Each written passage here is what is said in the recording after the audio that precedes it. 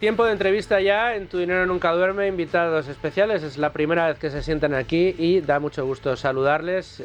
Pablo y Fernando de Abaco Capital. Pablo, Fernando, tenéis que saber, ya sé que lo sabéis, que las tradiciones en este programa importan mucho.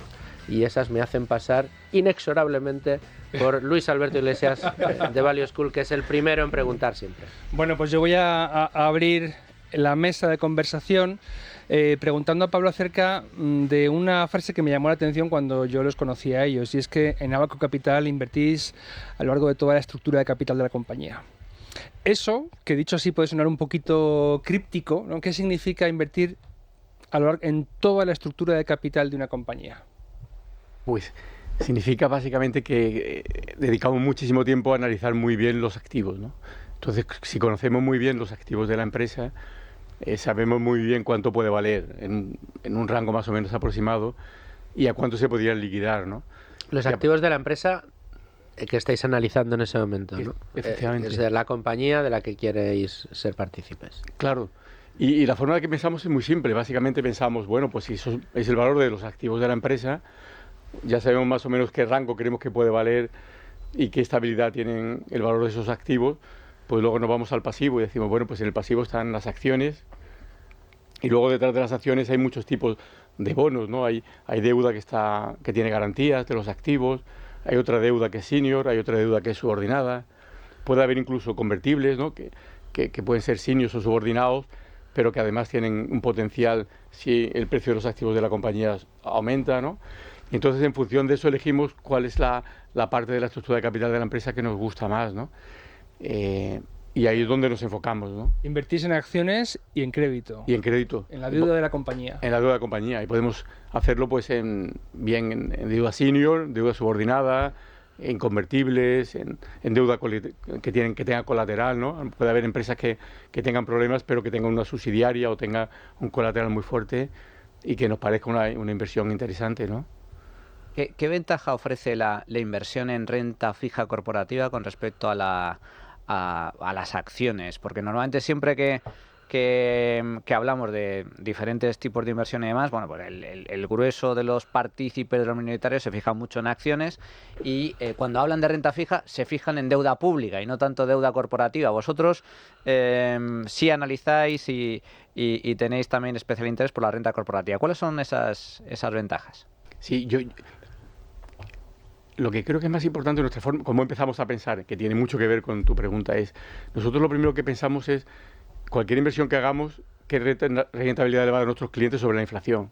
O sea, más que compararnos con los índices, que nos preocupa un poquito menos, lo que sí nos preocupa es que nuestros clientes, si se invierten en el fondo de renta fija mixta, pues tengan una inflación más 300 puntos básicos por lo menos, ¿no? Porque al final nuestros clientes viven del dinero real, ¿no? Y entonces a partir de ahí empezamos a buscar oportunidades, ¿no? Nos concentramos en acciones y en renta fija en buscar oportunidades, ¿no? Y en la renta fija pues lo que intentamos es encontrar siempre ideas que estemos muy muy seguros de que es una inversión. Una inversión para nosotros es algo en el que el principal está asegurado, que puede haber volatilidad, puede haber cambios de los precios, pero el principal está asegurado, ¿no? Y entonces nos enfocamos mucho en eso. Y luego que consigamos inflación más 300 puntos básicos como mínimo. Es decir, que tenemos que ser oportunistas y buscar oportunidades que realmente creen valor a medio y largo plazo para nuestros clientes, ¿no? Eso es mucho más fácil hacerlo en la renta fija corporativa que hacerlo en la renta pública, ¿no?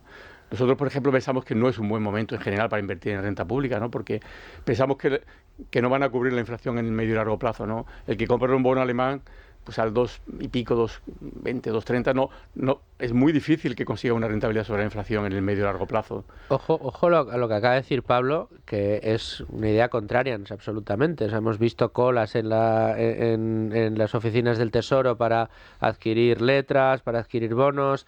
Yo creo que absolutamente todos los grandes distribuidores, los grandes bancos han sacado nuevos productos referenciados a renta fija soberana de los países de la Unión Europea, con más o menos rentabilidad, pero Pablo nos dice no es el momento especialmente óptimo precisamente para la renta fija soberana, para la deuda pública. En nuestra opinión, en la parte media larga de la curva no es un buen momento para invertir, ¿no? En la parte corta de la curva puede tener más sentido porque ahora mismo tener dinero está retribuido. Y está retribuido un poquito por encima de la inflación, con lo cual no es una locura, es algo sensato y algo que sí podríamos recomendar a la gente que lo hiciera. En un periodo hasta 12, 24 meses podría tener sentido, porque sí que tienes Pero a largo plazo... Más allá de ahí no, porque las curvas están muy invertidas y probablemente en nuestro escenario le asignamos más del 50% de probabilidades de que el suelo de la inflación en los próximos 10 años esté en el 2%, ¿no? Más que el techo. Y eso en cuanto a la comparación de una renta fija con respecto a la otra, ¿no? En cuanto a la renta variable, las dos cosas tienen sentido en un portfolio, ¿no? Es más, para alguien que piensa a muy largo plazo, tiene mucho más sentido la renta variable.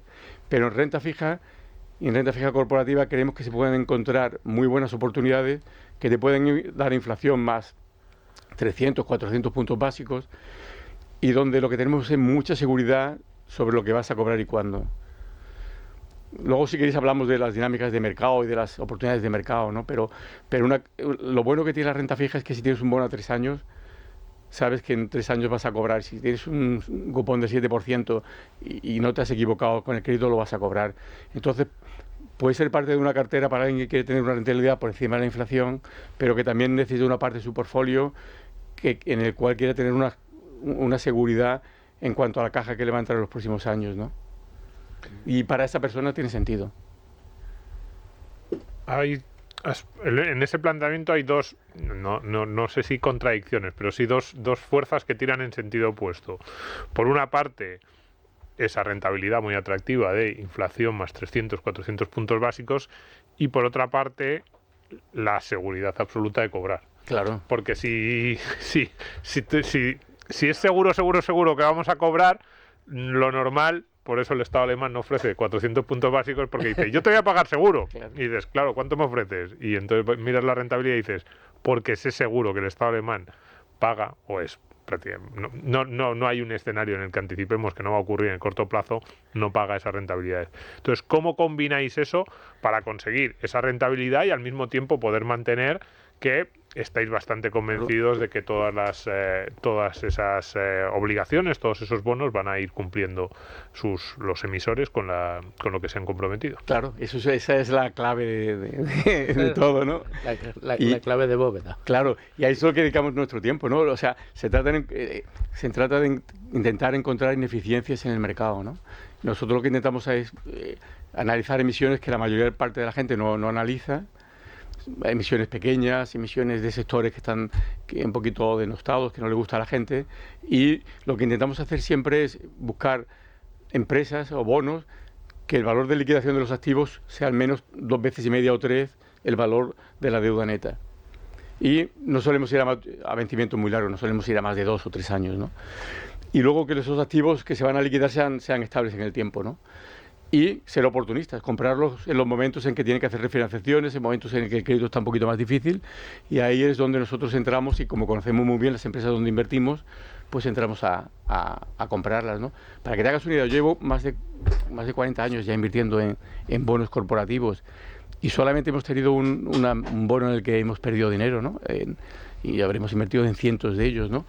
Es decir, hay ineficiencias en el mercado de renta fija, y si le dedicas el tiempo y la energía, puedes encontrar muy buenas oportunidades, ¿no? Esto me resulta muy interesante por esa aplicación de filosofía value al ámbito de la renta fija corporativa, que es un tema muy interesante y que hemos tratado poco en este programa. Poco, pero sí es cierto que los gestores que han venido a este programa, prácticamente todos o muchos de ellos, sí es verdad que han tenido un corte value, y los que nos han acercado a la renta fija lo han hecho desde esa perspectiva. Pero sí, Luigi, pero insisto, o sea, es un acercamiento yo creo que muy interesante y tampoco es muy extendido, ¿no? Es que precisamente permíteme ahondar en la pregunta que ha hecho, bueno, en la reflexión que ha hecho Manuel, para plantearte una pregunta. Has hablado de ineficiencias. Manolo ha hecho el comentario de que los value investors, los inversores en valor, buscan aprovecharlas porque el precio puede estar desajustado respecto de lo que vale eso. Pero Pablo, se han dado hasta premios Nobel a personas muy listas que han planteado la hipótesis de los mercados eficientes. Esas eficiencias no se dan. ¿Cuál es tu perspectiva y qué tipo de eficiencias buscáis y por qué se dan y si se suelen acabar resolviendo? Sí. Vale, es una pregunta bastante larga, bastante difícil, pero vamos a ir parte por parte. Yo creo que los mercados son eficientes una gran parte del tiempo, pero hay veces que no son eficientes, hay veces que son ineficientes, y hay segmentos donde realmente son muy ineficientes. Eso en general, ¿no? Tanto en renta fija como en renta variable. En renta fija tiene una ventaja sobre la renta variable en este sentido, y es que cuando encuentras un bono ineficiente, como los cupones sabes cuándo te van a pagar, pues realmente tienes el catalizador que te va a hacer que el valor vuelva, con lo cual tienes mucha seguridad de cuándo va a volver. En la renta variable es un poquito más complicado porque hay muchas veces que hay grandes... por ejemplo, nosotros, en nuestra opinión, estamos viendo, Fernando que comente un poco más, pero estamos viendo las ineficiencias más grandes que hemos visto nunca en renta variable. O sea, los mecanismos de fijación de precios ahora mismo están completamente distorsionados, ¿no? O sea, que se está pagando demasiado por cosas que no lo acaban de valer. Y muy poco por cosas que valen mucho. Por cosas que valen mucho. O sea, lo que estamos viendo, por ejemplo, pues en mercados emergentes, en pequeñas y medianas empresas, en renta variable, son las discrepancias más grandes en valoración que hemos visto nunca en la historia entre las grandes empresas y las pequeñas empresas, ¿no? Yo nunca he visto, encontramos empresas buenas, extraordinarias, pequeñas y medianas a 4 o 5 veces beneficios, líderes de su sector, tanto en Europa como en emergentes, y sin embargo todo lo que está en los índices y todo lo que son mega caps están en valoraciones de 20, 25, 30, ¿no? Estamos viendo la diferencia más grande que hemos visto nunca, ¿no? Y esas, sin embargo, no se cierran tan rápido, porque ahí sí que depende mucho de los flujos, ¿no? En la medida en que el dinero va saliendo de la inversión activa y va entrando en la pasiva, va haciendo que los mecanismos de descubrimiento de precios sean cada vez menos eficientes, ¿no? O sea, que tú planteas que en la renta fija, en un bono, por ejemplo, a medida que llega el vencimiento, esa disparidad se va a fijar, porque si ese bono paga un cupón del 7%, eso tiene que valer lo que un bono que paga el 7% tiene que valer. Claro, conforme va llegando vencimiento se va acercando. Pero la renta variable es como más subjetiva, digamos, la valoración. Sí, las discrepancias de valor tardan mucho más en volver. Antiguamente tardaban mucho, en mi opinión, y esto es...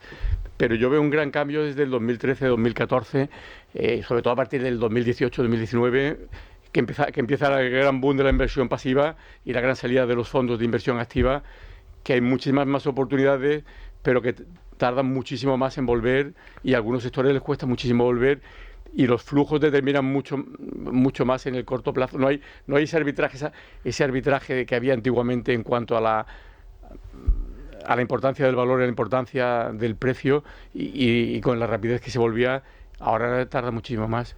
Pero un cambio enorme, en mi opinión, en la estructura del mercado, ¿no? Me gustaría, Fernando, entrar en estas grandes ineficiencias que estabas comentando, Pablo, porque efectivamente yo me he revisado vuestra última carta a los inversores, y aquí hay tres datos que me han llamado la atención. La divergencia entre valoración entre pequeñas y grandes empresas, la divergencia también en valoración en precio entre Estados Unidos y el resto del mundo, y la gran diferencia de valoración entre value y growth. O sea, son tres divergencias que están en máximos históricos, y profundizando o sea, ¿a qué se debe esta gran divergencia y qué oportunidades de inversión estáis identificando gracias a ellas? Pues voy a intentar ejemplificarlo la respuesta con un ejemplo, ¿vale? Nosotros estamos encontrando muchísimas oportunidades en estos mercados, y una de ellas, por ejemplo, es una compañía peruana que tenemos, se llama Cementos Pacasmayo. Es una compañía que capitaliza 400 millones y que los dueños tienen un poco más del 50%, con lo cual el free float es apenas 200 millones. Una compañía pequeña, es una compañía peruana, está en un país emergente y tiene probablemente un sesgo value porque es un negocio tradicional, no es un negocio muy innovador. Si en cambio pensamos nosotros que es un negocio de excelente calidad, es una compañía que en la región donde opera es un monopolio, es algo complicado de entender porque una cementera al fin y al cabo es un negocio que tradicionalmente en el resto del mundo es muy competitivo, pero en esta región de Perú es un monopolio, y la razón es porque Ellos no venden el cemento a granel, ellos lo venden en sacos, el 75% de sus ventas son en sacos, entonces es muy importante la distribución. Ellos tienen un monopolio tanto en ferreterías como en puntos de ventas de su propia marca, se llaman Dinos, tienen más de 300 puntos de venta en todas las pequeñas regiones de esta zona y entonces pues tienen una ventaja competitiva que llevan teniendo durante 50 años y que creemos que las pueden mantener otros 30 o 40 años. En estos 50 años ha habido muchísimos competidores que han intentado entrar en el mercado y no han podido, ¿eh? Y además ahora con la digitalización y tal, la última vez que hemos estado hablando con ellos, pues tienen herramientas que ya la más mínima competencia que ven, pues en una tienda pues pueden bajar incluso manzana por manzana los precios de sus productos y apartar rápidamente a la competencia. Es un negocio que históricamente ha crecido en volúmenes únicamente entre el 3 y el 4%. Va un poco por ciclos, es verdad que la región, un poco la economía de la región es un poco cíclica, pero en general en los últimos 50 años ha crecido al 3-4%. Y Perú sigue teniendo una población que el 50% de la población tiene menos de 29 años, de 30 años, y todavía crecen demográficamente, es un país un poco en vías de desarrollo y todavía tiene bastante crecimiento.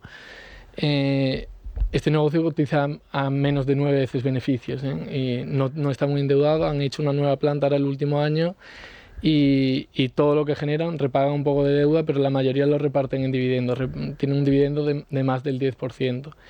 Es un negocio de muchísima calidad, tiene muy buenos márgenes y muy buenos retornos, tiene crecimiento también, un crecimiento además que lo podemos prolongar por lo menos 10-15 años más y aún así cotiza a menos de 10 veces beneficios y te lo está repartiendo todo en dividendos. Es decir, con que esta compañía no te estamos diciendo ya que crezca, que creemos que va a crecer y además que pueden pasar precios sin ningún tipo de problema, pues en 10 años te han pagado todo y es una compañía que históricamente lo ha hecho bien en bolsa, la bolsa peruana, pero sí que es verdad que desde que salió a bolsa en 2011, pues un poco con todo el boom de emergente, se sacó a bolsa más de 20 veces beneficios y ahora está a 8, con lo cual en dólares no lo ha hecho tan bien. Pero oportunidades de este estilo es un poco por lo que comentaba antes Pablo, que vemos esta gran discrepancia, porque no pensamos que este tipo de negocio pueda ser de peor calidad que otros que vemos. De hecho, es un negocio, ventajas competitivas muy fuerte, muy bien gestionado, tiene un dueño de control y además que tiene crecimiento y no tiene problemas de apalancamiento ninguno. Entonces, pues nos parece una oportunidad muy, muy atractiva. Y después también un poco en renta fija, que aquí también, por poner otro ejemplo, y un poco lo que comentaba Pablo, por ejemplo, en compañías del sector de oil and gas hemos tenido bastante, ahora tenemos un poco menos, pero seguimos manteniendo alguna posición. Y una de ellas es, por ejemplo, el bono de International Petroleum. Es una compañía canadiense que está fundada por la familia Lundin. Esta familia es una familia que tiene un track record de varias generaciones de emprendimiento y gestión de compañías dentro del sector de materias primas, siempre con muchísimo éxito. Han creado valor en bolsa multiplicando muchas de estas inversiones por varias veces y son expertos en el sector. Llevan más de 60 años invirtiendo en todo el mundo y conocen muy bien todos los activos en los que invierten. Esta compañía International Petroleum tiene un bono que cotiza a principios de 2027, son apenas 3 años, y que paga un yield del 9% en dólares. La compañía ahora mismo tiene caja neta, es decir, no tiene deuda. Toda la deuda que tiene, incluso con las inversiones que prevén hacer en el próximo año, que son unas inversiones muy fuertes, no llegaría en ningún caso por encima de los 300 millones de dólares.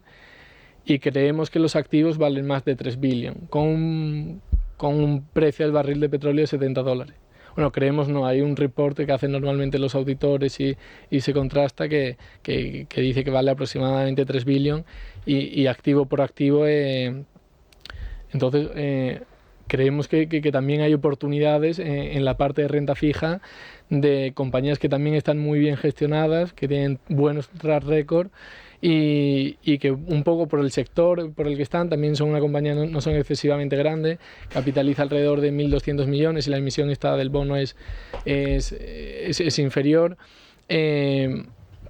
pues también podemos encontrar oportunidades muy atractivas. Un 9%, por ejemplo, es en dólares, en euros sería algo más de un 7%, pero es una rentabilidad que ya para un tipo de inversor a lo mejor un poco más conservador y con la garantía que comentaba antes Pablo, que no dependes un poco de lo que el valor te vaya a querer, de lo que el mercado te vaya a querer pagar en un futuro, sino simplemente tienes ese derecho de cobro en 3 años por ello. Entonces también en este mercado pues estamos encontrando ideas que son muy interesantes, la verdad. Y en la línea un poco de lo que le preguntaba antes, para aplicar estos, digamos, los principios a los casos prácticos, el que nos esté escuchando probablemente pensará, ¿por qué una compañía que tiene caja neta, no sé si decías caja neta, paga un yield elevado, un 9%, que probablemente dice, oye, pues mejor me lo ahorro, pongo mi dinero, o por qué se ve, no sé si abocada, o por qué prefiere la posibilidad de pagar esos intereses más o menos altos a financiarse de otra manera, incluso, no sé, pedirle a sus accionistas en un momento dado? ¿Cuáles pueden ser los, no digo ya solo en este caso, sino qué motivos puede tener una empresa en esa posición tan sólida para acabar pagando una deuda aparentemente tan cara? Sí, no, es súper buena pregunta. De hecho, casi todos los resultados se lo preguntan sus accionistas a veces. La razón es que el bono a ellos no les sale tan caro porque es un bono que emitieron hace unos años cuando los tipos estaban un poco más bajos, entonces el cupón no es del 9%. La rentabilidad que nosotros obtenemos al comprarlo por debajo de par si es cercana al 9%, sí un poco superior, pero para ellos es cercana al 7%. Que comparados con lo que te puede estar pagando la liquidez en dólares, que es algo por encima del 5%, al final el spread que ellos están pagando de esta posición es apenas 200 puntos básicos. Y también muchas veces las compañías, y sobre todo las más prudentes, también les gusta tener un poco de flexibilidad en su estructura de capital. Ellos, por ejemplo, ahora están llevando a cabo un proyecto importante, es un proyecto con el que pretenden afianzar el crecimiento y el futuro de la compañía durante los próximos 10 años. Están en una fase de inversión fuerte y entonces quieren asegurarse pues terminar este proyecto independientemente del mercado. Al final del oil and gas es un sector cíclico, los precios tienen volatilidad y entonces quieren tener esa seguridad de que no va a haber ningún tipo de contratiempo que les pueda hacer pues tener que llevar a cabo una ampliación de capital o cualquier fuente de financiación alternativa.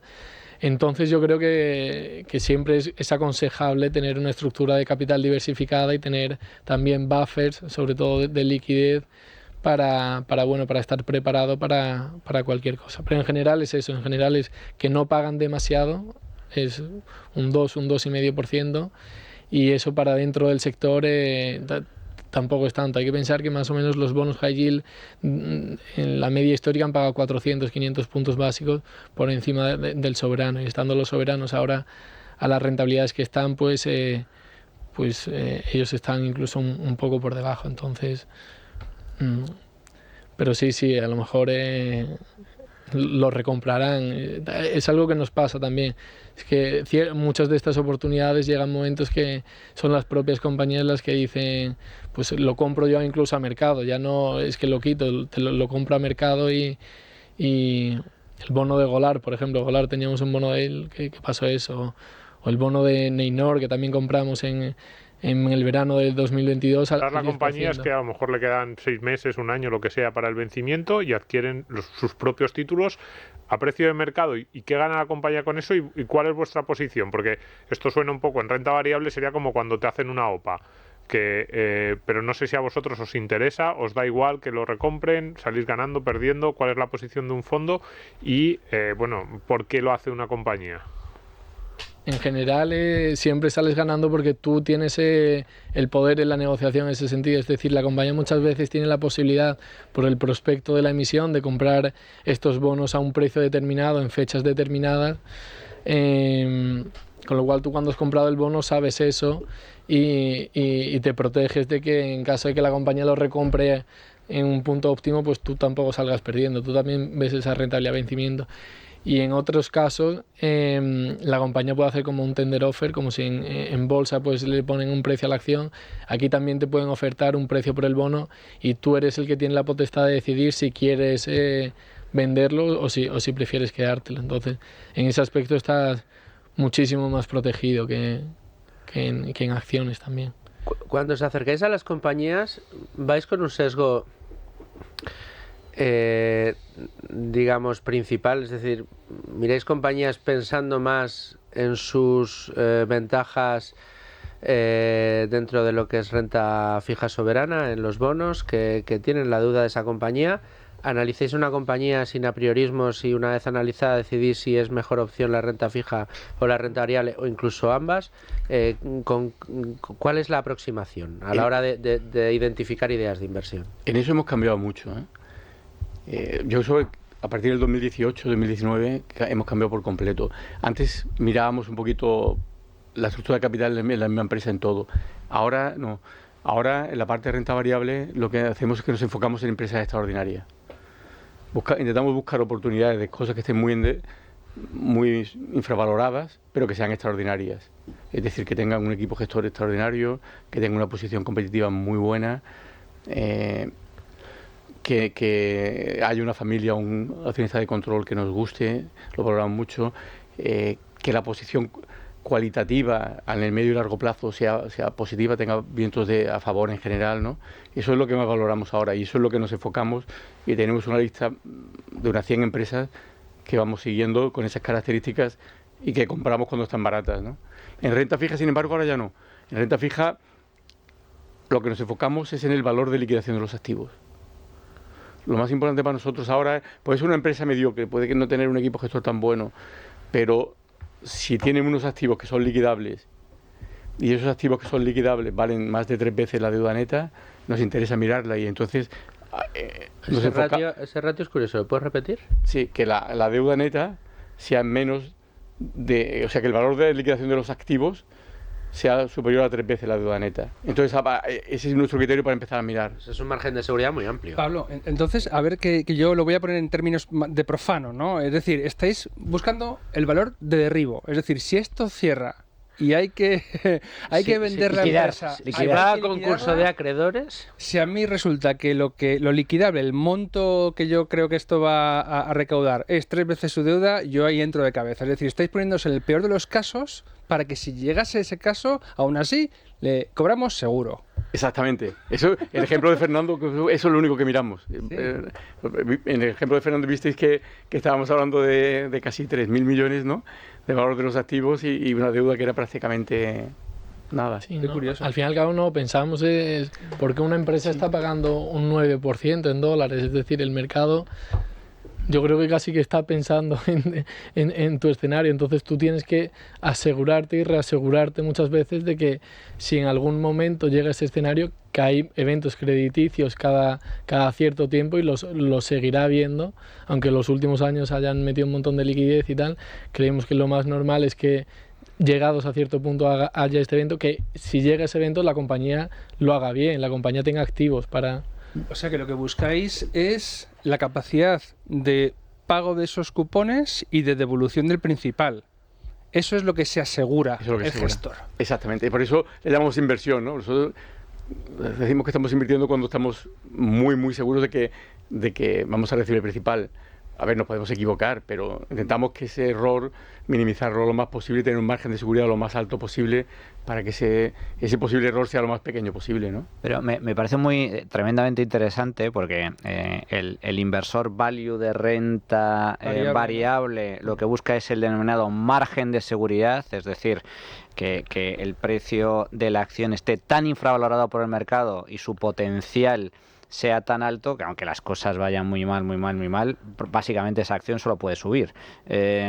Claro, en este caso es otro enfoque, ¿no? Es la pura solvencia, no solvencia, sino la capacidad de repagar el principal, incluso en el peor escenario. O sea, nos ponemos en el peor de los escenarios, la empresa quiebra y con la liquidación de la empresa se va a poder recuperar el capital. Me parece tremendamente interesante. A mí me gustaría que entráramos, Pablo, en un poco que nos presentaras la gestora Abaco. He visto que tenéis 3 fondos de inversión, un fondo de renta fija, entiendo que casi el 100% en renta fija, renta mixta hasta el 70% en fija, 30% variable, y una de renta variable, pero hasta el 70% variable y el resto fija. Me gustaría que nos comentases un poco cuál es el propósito de vuestra gestora, cuál es vuestra filosofía de inversión, cuál es el perfil también de vuestros inversores. Sí. Pues mira, efectivamente los productos son los que has comentado, luego si quieres entro en más detalle. Y la verdad es que nosotros empezamos siendo muy pequeñitos, bueno, todavía somos muy pequeñitos, y básicamente todos nuestros clientes son particulares, en general son empresarios o familias de empresarios, family offices, empresarios y familias de empresarios, no tenemos ningún otro tipo de clientes, ¿no? Y siempre, cuando empezaron a invertir con nosotros, ¿no? Nuestro objetivo siempre era, lo que os digo, más que vencer a los índices, era en renta fija mixta inflación más 3 y en el otro pues intentar conseguir inflación más 6, ¿no? Algo así, ¿no?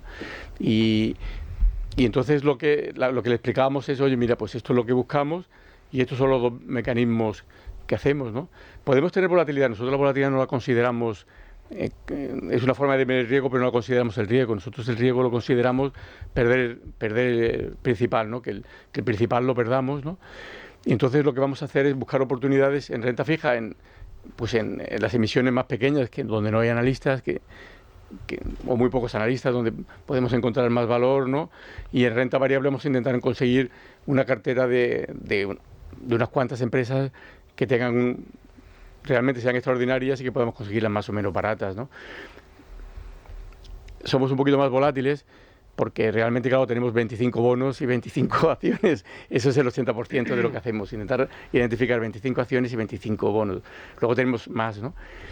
Y claro, está muy orientado, la gente que nos entiende se queda con nosotros siempre, pero suelen ser empresarios o pequeñas familias de empresarios o family offices, ¿no? Porque realmente, claro, al ser más concentrados tenemos un poquito más de volatilidad. Hay veces que tenemos menos, pero generalmente tenemos un poquito más de volatilidad, pero sí que conseguimos batir a todos nuestros competidores siempre en el largo plazo, porque realmente al no estar tan enfocados a estar enfocados en inflación plus nos obliga a ser un poquito más disciplinados y hasta ahora, gracias a Dios, casi en todos los periodos vamos batiendo nuestro objetivo, ¿no? De inflación más 3 y inflación más 6. ¿Largo plazo, Pablo? ¿Estamos hablando 7, 8 años? No, en renta fija consideramos 2 años y medio. 2 años y medio. En renta fija mixta 2 años y medio, en renta fija 2 años, 1 año y medio, y en renta variable sí que le pedimos a la gente 5 años por lo menos, ¿no? Porque la parte que tiene más renta variable, porque ahí sí que lo que hablamos antes, que las ineficiencias del mercado pueden durar mucho más pueden durar mucho tiempo, ¿no? Y sobre todo en la actualidad están durando mucho más de lo que nunca habíamos pensado, ¿no? No, luego además el tamaño os ofrece una serie de ventajas. Hablabais de la compañía peruana, creo que habías dicho que capitalizaba 400 millones Sí. y la mitad está en manos de la familia, el free float era de 200 millones. Hay pocos fondos grandes que pudieran invertir en esa compañía, porque directamente se la tendrían que comprar entera y no podrían por mandato. Eso os da mucha agilidad y me imagino que eso acompañará.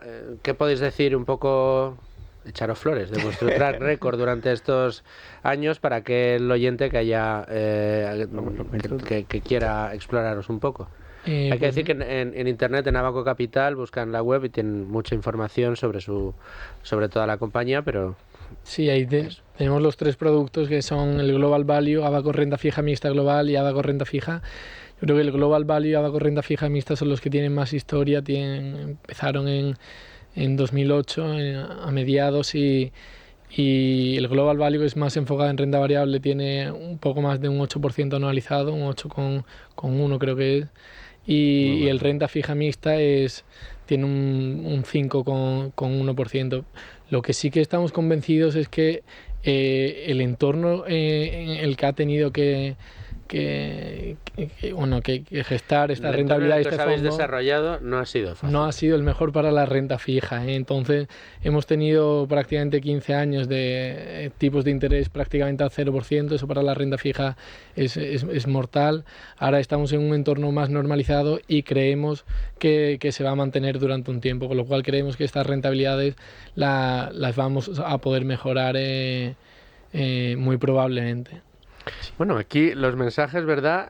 Semana tras semana empieza a haber un buen escenario tanto para el value como para la renta fija, para estrategias como la de Abaco.